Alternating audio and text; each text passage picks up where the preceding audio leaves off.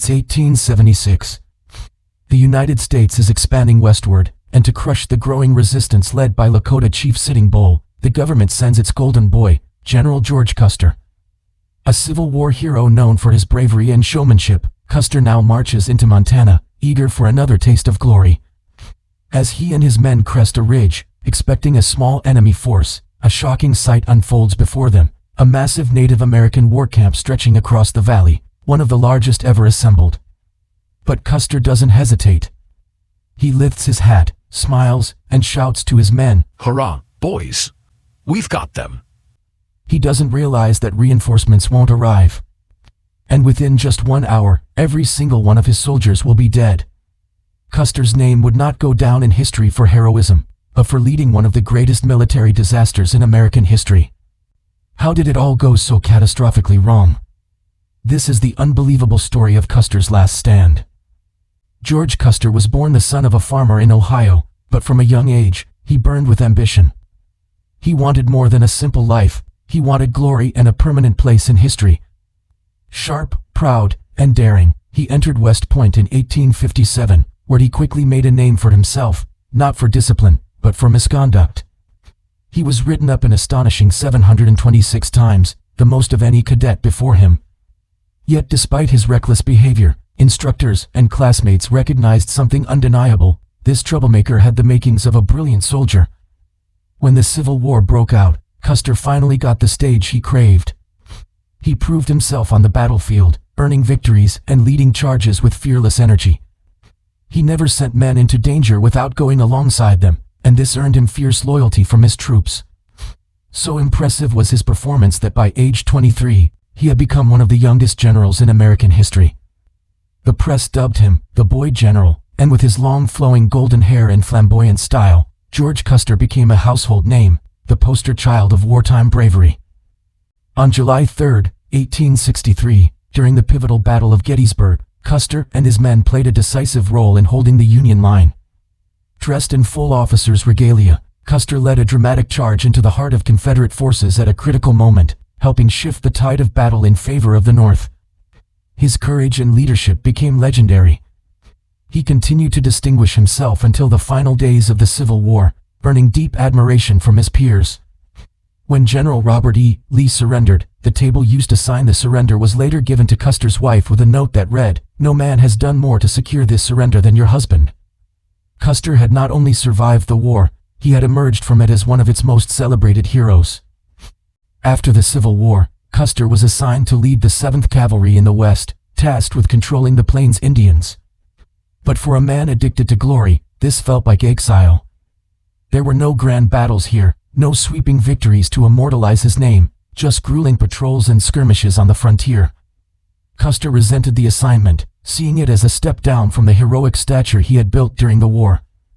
Yet he remained hungry for recognition, waiting for the next opportunity to prove himself on the battlefield, and to reclaim the spotlight he believed he deserved.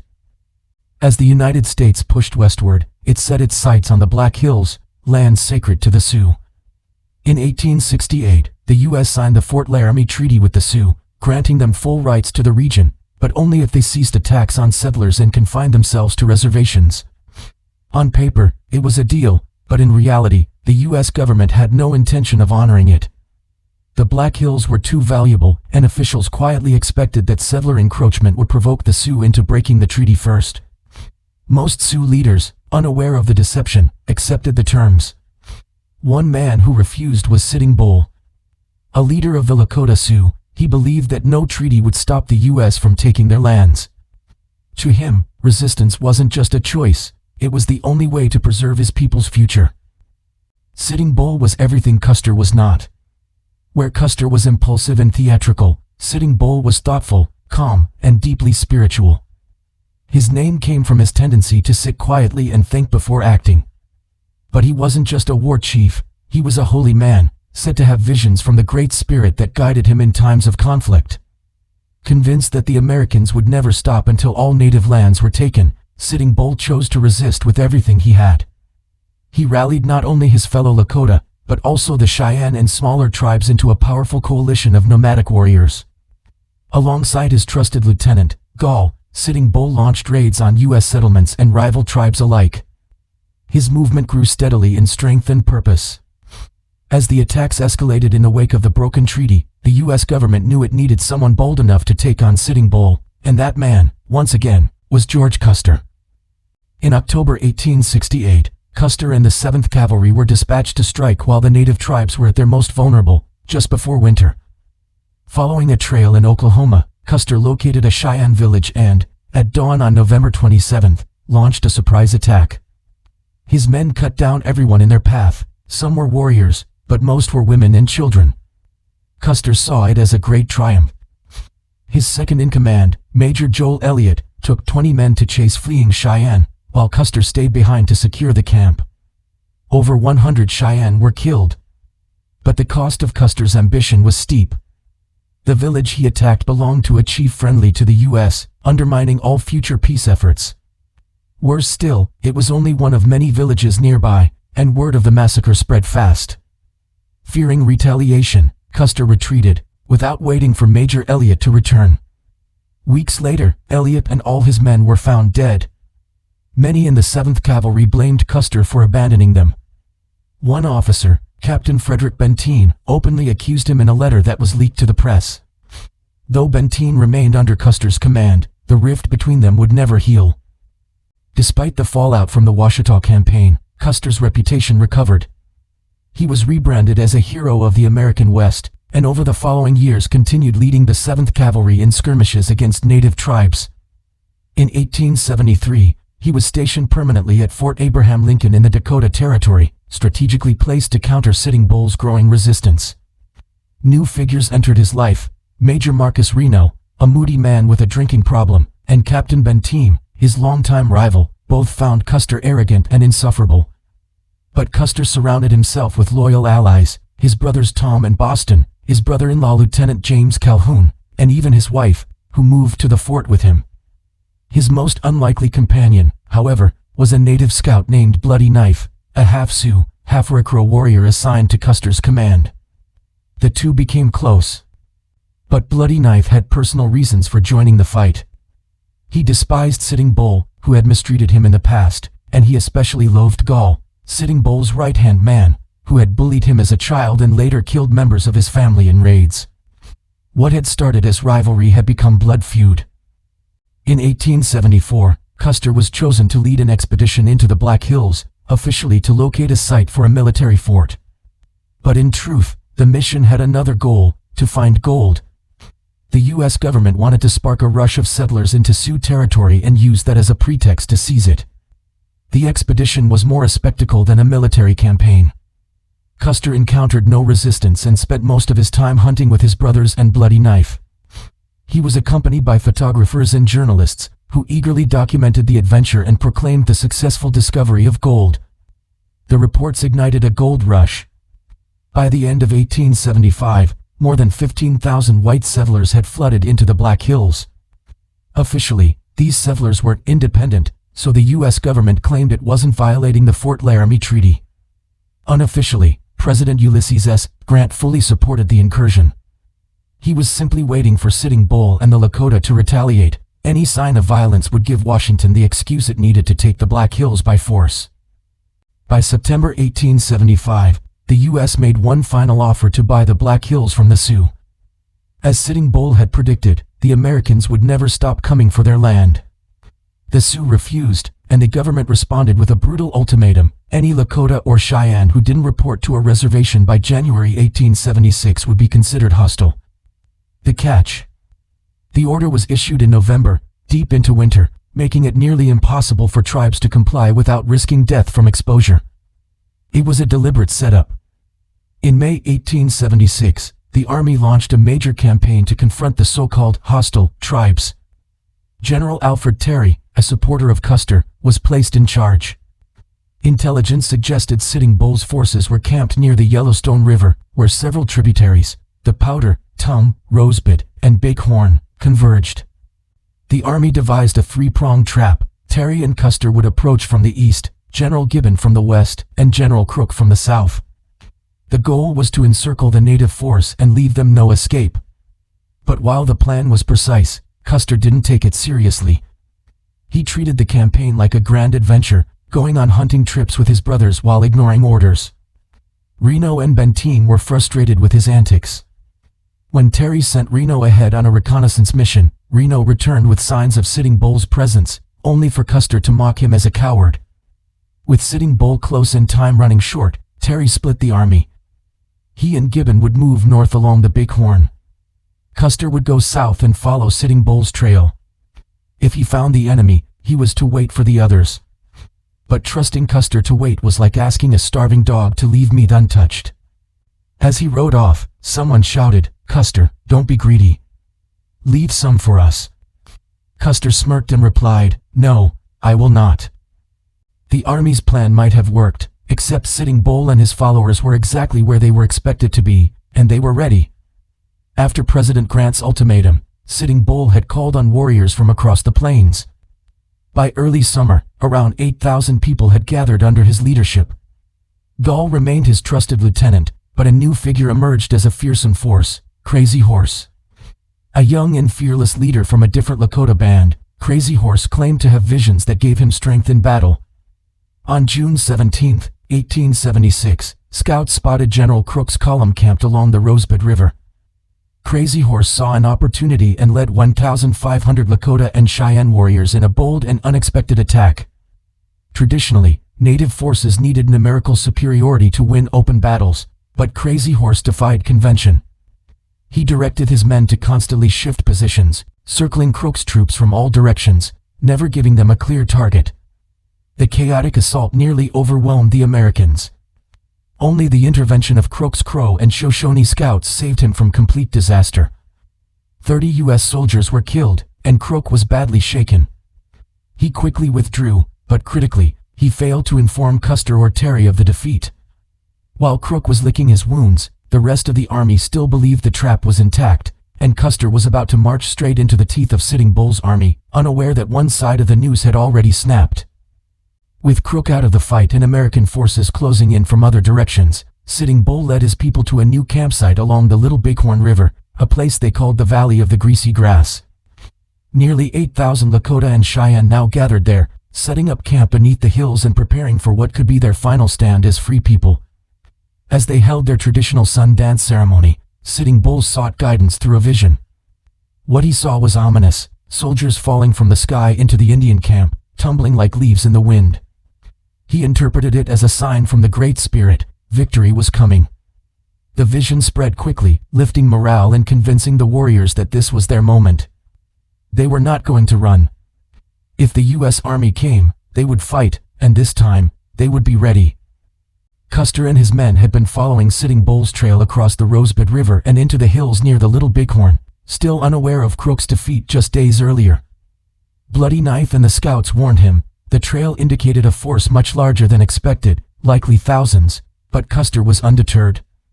At dawn on June 25, 1876, his scouts reached a ridge and saw smoke rising from a massive encampment below. This, Custer believed, was his moment of glory. He had 700 men divided into 12 companies. One would remain behind to guard supplies. Custer took 5 to strike the camp from the north. Major Reno took 3 and would attack from the south, guided by Bloody Knife. Captain Benteen, despite tensions with Custer, was ordered to take the remaining 3 companies further south before circling around to strike the western flank. Custer didn't like relying on Benteen or Reno, but he had his loyal inner circle with him, his brothers Tom and Boston, his brother-in-law Lieutenant Calhoun, and Bloody Knife. He moved his force into position, carefully keeping behind hills to avoid detection. Around 3:30 p.m., he reached the final ridge and saw the reality of what he faced, a village of thousands of tents stretching more than 3 miles. There were far more warriors than he had imagined. Still, he scribbled a hasty message to Benteen, "Big village, come quick. Bring packs." Then, in true Custer fashion, he waved his hat in the air and shouted, "Hurrah, boys, we've got them," before charging down the hill toward what would become the most infamous defeat in U.S. military history. While Custer charged from the north, Major Reno led his 3 companies across the river from the south with about 150 men. Bloody Knife and the scouts were first to encounter warriors on the camp's outskirts. This was the moment the Lakota and Cheyenne realized they were under attack. As was tradition, Sitting Bull and Gaul were camped in the southern portion, making them the first to face Reno's assault. Caught off guard but thinking quickly, Reno ordered his men to dismount and form a firing line. Bullets tore into the village, striking fighters, women, and children alike. Sitting Bull tried to prevent full-scale violence. He sent 2 men, including his nephew, to approach the soldiers and negotiate. Both were shot. Then a bullet struck Sitting Bull's horse. Furious, he shouted, "They've shot my favorite horse. It's as if they shot me. Attack them." Gaul and Crazy Horse quickly organized a counterattack. Reno, rattled and unprepared for such fierce resistance, was overwhelmed. Worse still, he had reportedly been drinking heavily that day, clouding his judgment. As he and Bloody Knife tried to plan their next move, a bullet struck Bloody Knife in the back of the head mid-conversation. His blood and brains sprayed across Reno's face, breaking what little resolve the major had left.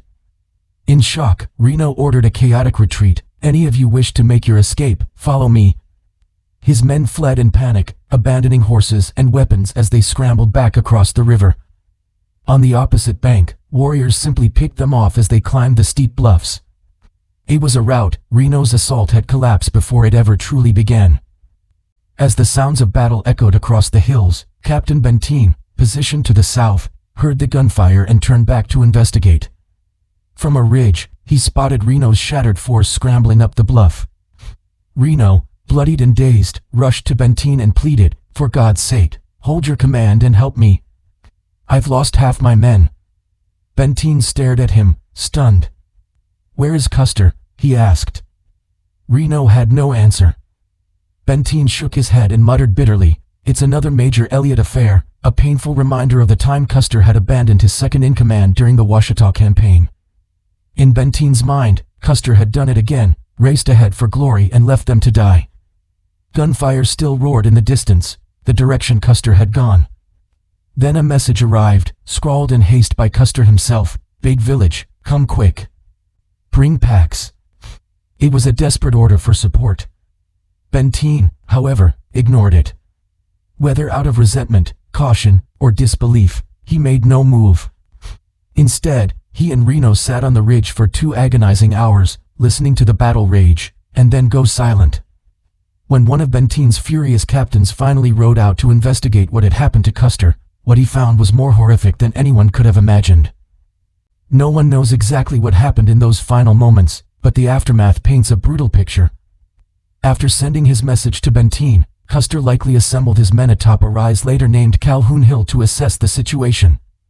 It's believed he intended to do what he'd done before, charge into the camp, capture women and children, and use them as leverage to force a surrender. But this wasn't a disorganized village. Thousands of Lakota and Cheyenne warriors were ready. As Custer's men tried to ford the Little Bighorn River, they were met with blistering gunfire from concealed positions. Meanwhile, Crazy Horse and others who had driven off Reno now stormed north to confront Custer.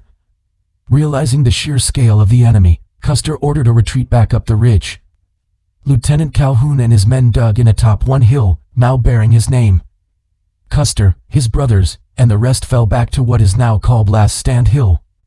But it wasn't a retreat, it was a collapse. Half of Calhoun's men never even made it to the top. Crazy Horse led mounted warriors around behind them, cutting off escape. Surrounded and outnumbered, the soldiers were overwhelmed.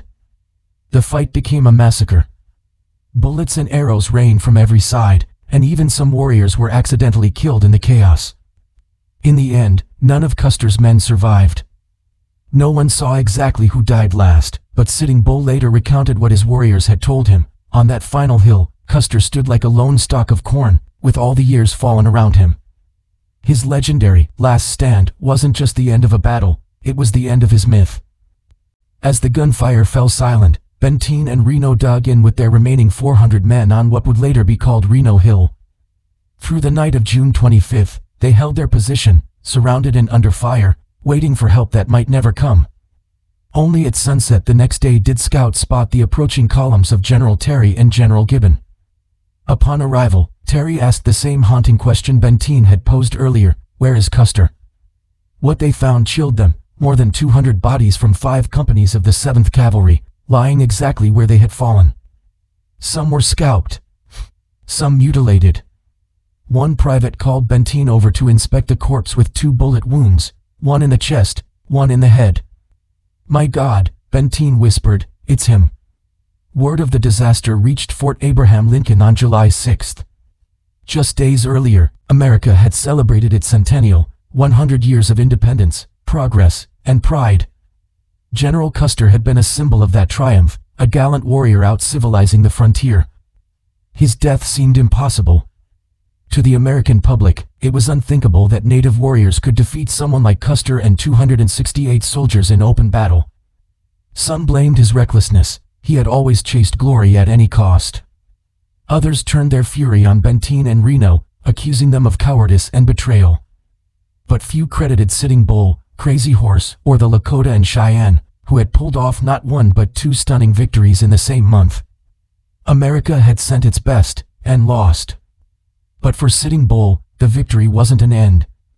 It was a warning. He knew more soldiers would come. And he would be ready.